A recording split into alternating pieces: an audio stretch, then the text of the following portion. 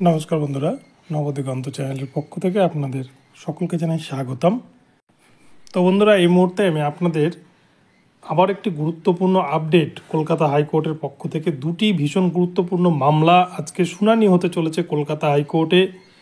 কোন কোন দুটি মামলা শুনানি হতে চলেছে, কি ঘটতে চলেছে আজকে কলকাতা হাইকোর্টে, কার এজলাসে উঠতে চলেছে, এই সমস্ত বিষয়গুলি নিয়ে বিস্তারিত কিন্তু আমি এই ভিডিওতে আলোচনা করতে চলেছি। তো আপনারা সম্পূর্ণ ভিডিওটি স্কিপ না করে প্রথম থেকে শেষ পর্যন্ত দেখুন। এই ভিডিওতে আপনারা অনেক ইনফরমেশন পেয়ে যাবেন। তবে তার আগে বলে রাখি, যারা প্রথমবার আমার চ্যানেলে এসেছেন আপনারা অবশ্যই আমার চ্যানেলটিকে সাবস্ক্রাইব করে অল নোটিফিকেশান অন করে রাখবেন, কেননা এই ধরনের আপডেট আপনারা কিন্তু একমাত্র নবদিগন্ত চ্যানেল থেকেই পেয়ে যাবেন। তো চলুন বন্ধুরা, আমরা আজকের এই আপডেটটি বিস্তারিত প্রথম থেকে শেষ পর্যন্ত দেখে নিই।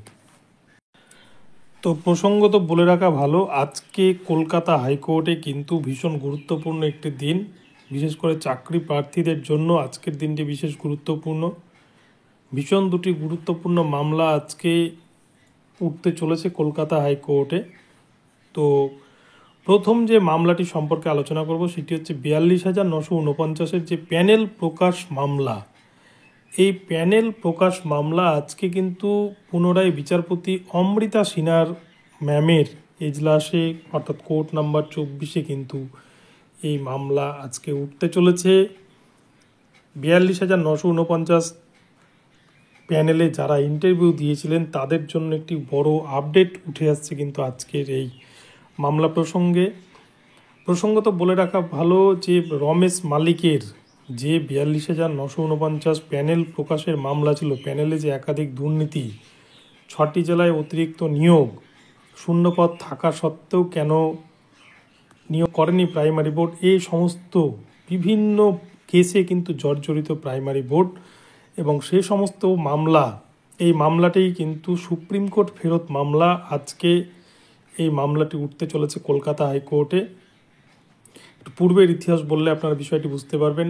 এই মামলাটি কলকাতা হাইকোর্টের সিঙ্গেল বেঞ্চে অর্ডারের নির্দেশ হয়, বিচারপতি অভিজিৎ গঙ্গোপাধ্যায়ের এজলাসে মামলাটি ছিল। সেই সময় এই মামলা নিয়ে কিন্তু সুপ্রিম কোর্টের দ্বারস্থ হয় কিছু প্রার্থী এবং সেখান থেকে মামলাটি কলকাতা হাইকোর্টের যিনি প্রশাসনিক প্রধান তার বেঞ্চে মামলাটিকে পাঠানো হয়। তিনি এই মামলাটিকে অমৃতা সিনহা ম্যামের বেঞ্চে পাঠিয়েছেন। আজকে এই মামলার শুনানি হতে চলেছে বিচারপতি অমৃতা সিনহার এজলাস থেকে।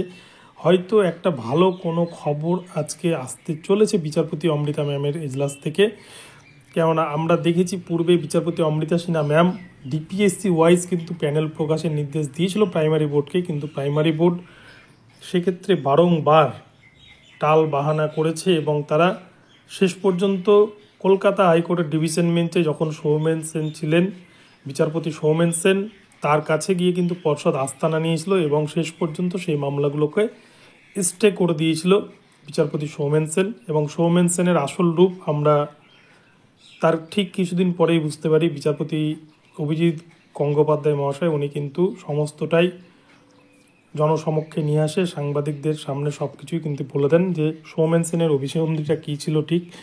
তো যাই হোক, সেটা আলাদা বিষয়। তো এই যে মামলাগুলো, এই মামলাতে কিন্তু বিচারপতি গঙ্গোপাধ্যায় একাধিকবার নির্দেশ দিয়েছেন, কিন্তু প্রাইমারি বোর্ড কোনো মতে প্যানেল প্রকাশ করতে চায় না। একটা নিয়োগ হয়ে গেছে, সেই নিয়োগ নিয়ে এখনও পর্যন্ত জট কাটছে না, কিন্তু অথচ প্রাইমারি বোর্ড তার কোনো হেলদোল নেই সেদিকে। তারা যে দুর্নীতি করেছে সেই দুর্নীতিকে ঢাকার জন্য এই প্যানেল প্রকাশের অর্ডার কোনো মতেই দিতে দিবে না, এরকম একটি বিষয়। তো যাই হোক, আজকের এই মামলাটি সুপ্রিম কোর্ট ফেরত। সুপ্রিম কোর্টে যখন মামলাটি চ্যালেঞ্জ হয়, সুপ্রিম কোর্ট থেকে কিন্তু মামলাটিকে কলকাতা হাইকোর্টেই ফেরত পাঠানো হয় এবং কলকাতা হাইকোর্টেই অ্যাসাইন করা হয় যে এখান থেকে যা নির্দেশ দেওয়া হবে তাই প্রাইমারি বোর্ডকে মানতে হবে। এবং সেই ক্ষেত্রে প্রধান বিচারপতির বেঞ্চ, টি.এস. শিবজ্ঞানম স্যারের বেঞ্চ এই মামলাটিকে বিচারপতি অমৃতা সিনহা এজলাসেই পাঠিয়েছেন। এবং বিচারপতি অমৃতা সিনহা ম্যাম বেশ কিছু মামলা কিন্তু এরকম প্রাথমিকের দেখেছেন এবং একাধিকবার প্রাইমারির প্যানেল প্রকাশের নির্দেশ দিয়েছেন। আজকে আবারও হয়তো উনি প্যানেল প্রকাশের নির্দেশ দেবেন এবং সেক্ষেত্রে প্রাইমারি বোর্ড কি করে সেটাই একটা দেখার বিষয়। এবং এছাড়াও এই রায় কতটা কার্যকর হয় চাকরি প্রার্থীদের জন্য সেটাও কিন্তু একটা দেখার বিষয়। তো সেই জন্য আজকে আমরা কলকাতা হাইকোর্টের দিকে নজর রাখবো যে ঠিক কী ঘটনা ঘটে আজকে বিচারপতি অমৃতা সিনহা ম্যামের এজলাস থেকে। অর্থাৎ কোর্ট নাম্বার 24-এ কী ঘটনা ঘটে সেটাই কিন্তু সবথেকে বড় প্রশ্ন। এবং এছাড়াও আরও একটি গুরুত্বপূর্ণ মামলা, যেটি 2022 যে প্রাইমারি টেট পরীক্ষা হয়েছিল 11ই ডিসেম্বর 2022, সেই টেটের প্রশ্নে বেশ কিছু প্রশ্ন অর্থাৎ 8টি প্রশ্ন ভুল ছিল, এই নিয়ে কিন্তু একটি মামলা হয় কলকাতা হাইকোর্টে। এবং সেই সংক্রান্ত মামলা বেশ কিছুদিন শীত ঘুমে চলে গেছিলো, কিন্তু মামলাটি আজকে কলকাতা হাইকোর্টে উঠতে চলেছে। এই মামলাতেও হয়তো আজকে কোনো একটা ভালো জাজমেন্ট উঠে আসতে পারে বিচারপতির এজলাস থেকে।